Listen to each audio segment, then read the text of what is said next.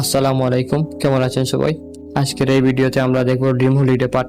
Dream holiday পার্কের location হচ্ছে সিলেট ঢাকা হাইওয়ের পাশে নরসিংদীতে। ড্রিম হলিডে পার্কের প্রথম গেট পার হয়েই পেয়ে যাবেন একটি বড় পার্কিং, আর পার্কিং এর পাশেই টিকিট কাউন্টার।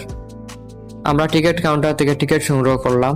প্রতি অ্যাডাল্ট পার্সন 350 টাকা এবং বাচ্চারা যদি থাকে 250 টাকা করে।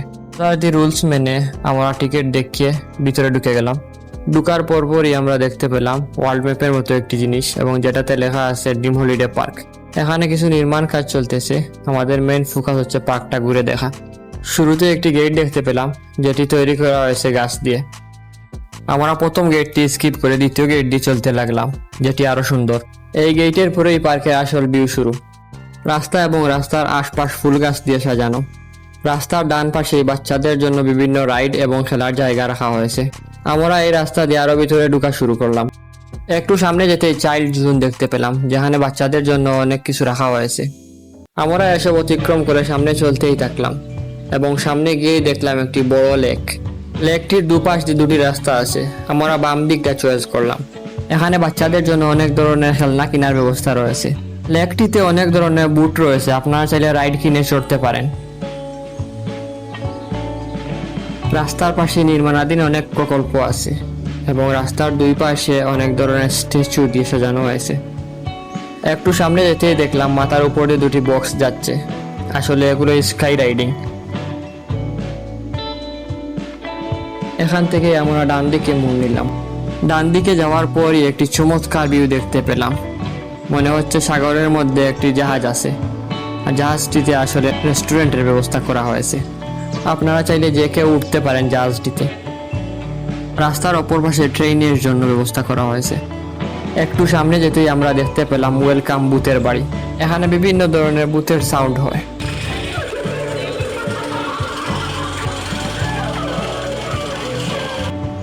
বুথের বাড়িতে মেইন রাইডটি দেখার জন্য আলাদাভাবে টিকিট কিনতে হয়, যেখানে অনেক আর্টিফিশিয়াল ভৌতিক ব্যাপার স্যাপার আছে। এর পাশ দিয়ে সামনে এগুলোই দেখতে পাবেন অনেক রাইডের ব্যবস্থা করা হয়েছে। এখানে ক্রিকেট খেলাকে রিপ্রেজেন্ট করা হয়েছে। একজন ক্রিকেটারের স্ট্যাচু দেখা যাচ্ছে। আমরা সামনে চলতেই থাকলাম।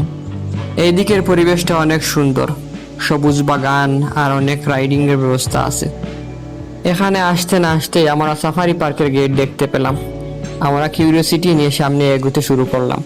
আমরা গেট দিয়ে ঢুকতে একটি চিড়িয়াখানার মতো জায়গা দেখতে পেলাম, যেখানে অনেক হরিণ সংরক্ষণ করা হয়েছে।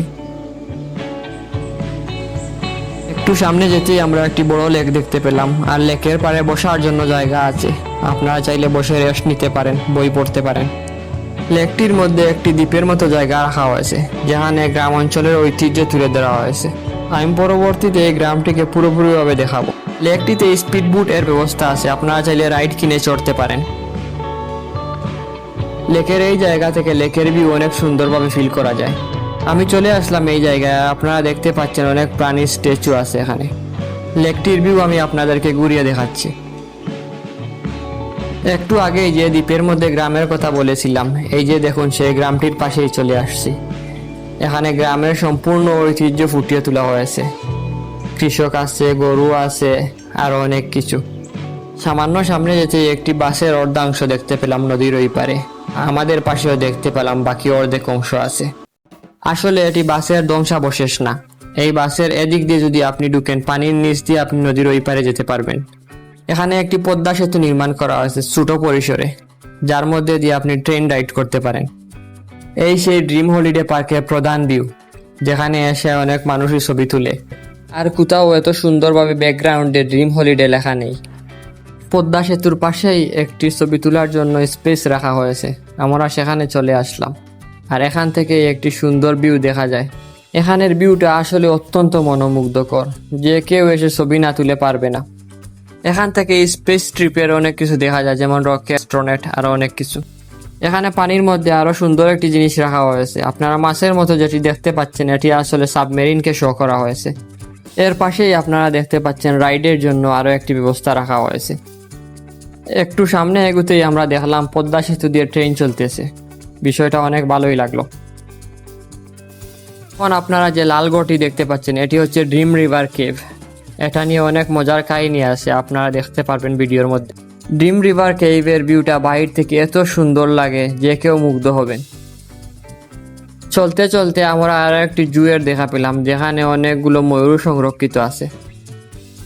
ড্রিম রিভার কেভের অ্যাট্রাকটিভ আউটসাইড দেখে আমরা মুগ্ধ হলাম এবং মনে কিউরিওসিটি জাগলো যে এটার মধ্যে কি আছে দেখতে হবে। তাই আমরা সামনে চলতে লাগলাম।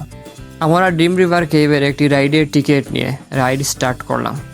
প্রথমে একটি ছোট্ট বুট ভিতরে ঢুকা স্টার্ট করলো। ঢুকার সাথে সাথেই আমাদেরকে ওয়েলকাম জানানো হলো এবং যা দেখানো হয় তা আপনাদেরকে দেখাবো। ডাইনোসরের সাউন্ড এবং ডাইনোসরের সময়কালের ভিউ দেখানো হলো। ঢুকার পরপরই ভয়ঙ্কর সাউন্ডের জন্য আমার ছোট্ট কাজিন কান্না করতে শুরু করলো। এই রাইডটিতে ডাইনোসরের সময়কাল থেকে বর্তমান পৃথিবী পর্যন্ত যত কিছু আছে সব কিছুকে দেখানো হয়। এই দৃশ্যটিতে আদিম মানুষ এবং তাদের শিকারের ব্যবস্থাকে দেখানো হয়েছে।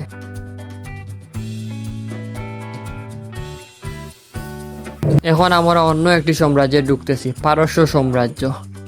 এখানে তাদের সকল ইতিহাস, ঐতিহ্য, মমি, পিরামিড সবকিছু ফুটিয়ে তোলা হয়েছে। তখনকার রাজা রানী এবং তাদের ইতিহাস ঐতিহ্য ফুটিয়ে তোলা হয়েছে।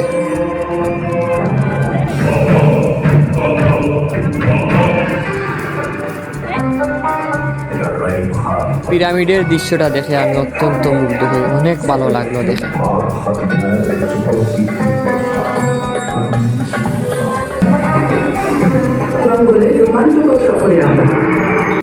এখন আমরা চলে আসলাম সবুজের জগতে, যেখানে সবুজ বনাঞ্চল, বাঘ, হরিণ অনেক কিছুই আছে। মোট কথা এখানে একটি কৃত্রিম প্রাণী জগৎ ফুটিয়ে তোলা হয়েছে, যেটা দেখে অনেকেরই ভালো লাগবে।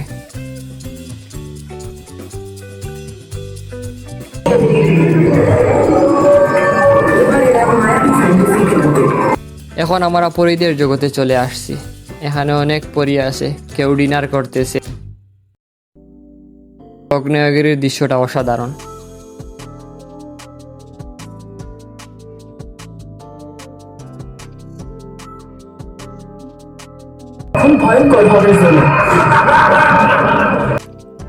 জিন, ভূত, পেতনি কি নেই এখানে, কি ভয়ঙ্কর দৃশ্য, আর সাউন্ড শুনলে তো আপনারা বই পাবেন।